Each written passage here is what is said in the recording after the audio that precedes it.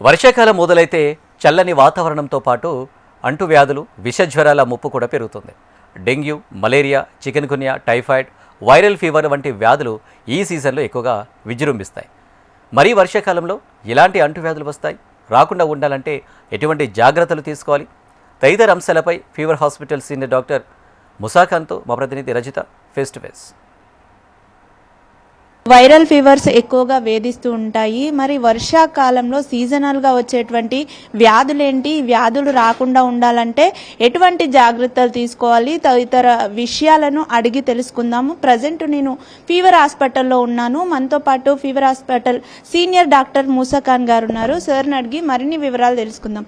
Sir, సాధారణంగా వర్షాకాలం వచ్చిందంటే హాస్పిటల్స్ పేషెంట్స్తో నిండిపోతూ ఉంటాయి. సో ఈ సీజన్లో ఇంత ఎక్కువగా అంటువ్యాధులు రావడానికి కారణం ఏంటి? ఎటువంటి వ్యాధులు ఎక్కువగా వస్తున్నాయి? మామూలుగా ఈ సీజన్ వర్షం ఎక్కువ పడితే కాలుష్యం అయి వాంతులు భేదాలు ఎక్కువ వస్తుంటాయి. మలేరియా, డెంగ్యూ, వైరల్ ఫీవర్ ఇట్లాంటివి ఎక్కువ వస్తాయి.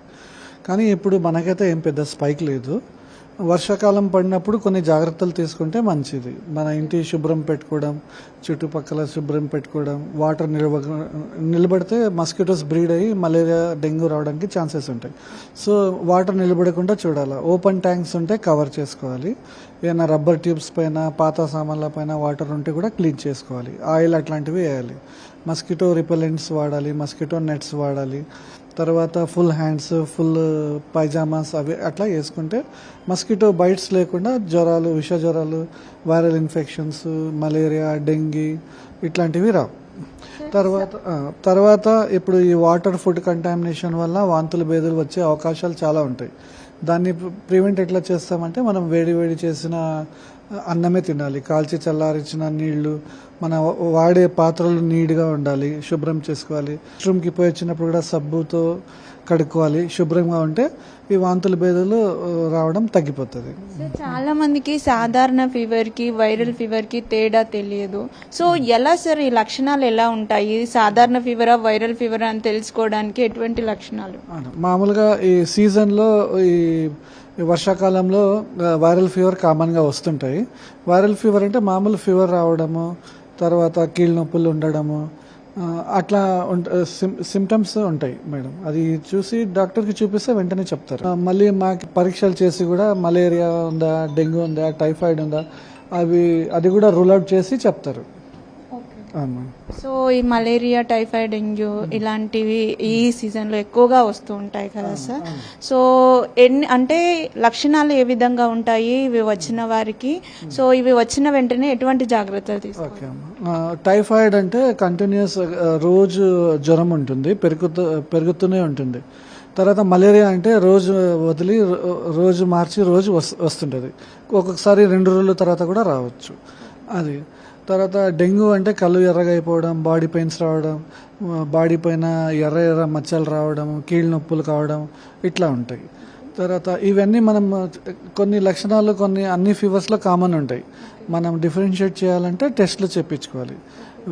ఎప్పుడు ఇట్లా ఎవరికైనా జ్వరం, మచ్చలు, ఇట్లా కీళ్ళ నొప్పులు అవి ఉంటే మా హాస్పిటల్కి వస్తే టెస్ట్ చేసి మేము చెప్తాం.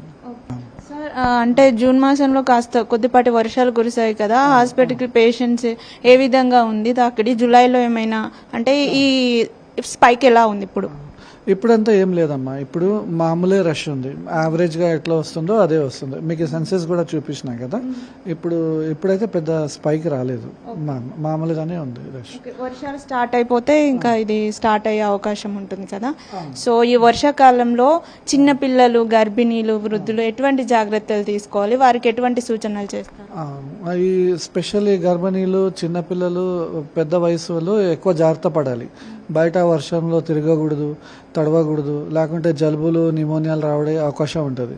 ఈ ఆస్తమా, అలర్జీ ఉన్న వాళ్ళు కూడా చల్ల వాతావరణంలో తిరిగితే వాళ్ళకి ఆస్తమా ట్రిగ్గర్ కావడానికి ఛాన్స్ ఉంది.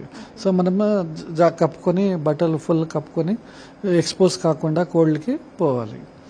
తర్వాత ఈ చిన్నపిల్లలకి బయట తిండి పదార్థాలు రోడ్ సైడ్ పోయి తినిపించకుండా చూడాలి. బయట అంటే వాళ్ళకు కూడా శుభ్రం పెట్టుకోవాలి ఇల్లు. తర్వాత మనం తినే పాత్రలు తినే ముందు చేతులు కడుక్కోవడం, సబ్బుతో నీళ్లతో కడుక్కోవడం ఇట్లా. తర్వాత మలేరియా, డెంగ్యూ, చికెన్ గున్యా ఇట్లాంటివి రాకుండా full hands, full leg pants వేసుకోవాలి. మస్కిటో రిపెలెంట్స్, మస్కిటో నెట్స్ అట్లా వాడితే మనకి మలేరియా, డెంగ్యూ ఇట్లాంటివి రాకుండా ఉంటాయి. Thank you. వర్షాకాలంలో విష జ్వరాలు ఎక్కువగా ప్రబలేటువంటి అవకాశం ఉంటుంది కాబట్టి ఇటువంటివి రాకుండా ఉండాలంటే దోమకాటుకు గురి కాకుండా ఉండాలి. ఇందుకోసం తగిన జాగ్రత్తలు తీసుకోవాలని కూడా డాక్టర్లు చెప్తున్నారు. ముఖ్యంగా చిన్నపిల్లలు, వృద్ధులకి రోగనిరోధక శక్తి తక్కువగా ఉంటుంది కాబట్టి ఈ వర్షాకాలంలో వారిని జాగ్రత్తగా చూసుకోవాలని చెప్తున్నారు. బయట ఆహారాన్ని తినడం కానీ లేదంటే దోమకాటుకు గురి కాకుండా ఉండే విధంగా అయితే తగు జాగ్రత్తలు తీసుకుంటే ఈ వర్షాకాలంలో వచ్చేటువంటి వైరల్ ఫీవర్స్ నుండి బయటపడొచ్చని డాక్టర్లు చెప్తున్నారు. వీడియో జర్నలిస్ట్ నరేష్తో రజిత, HM టీవీ, హైదరాబాద్.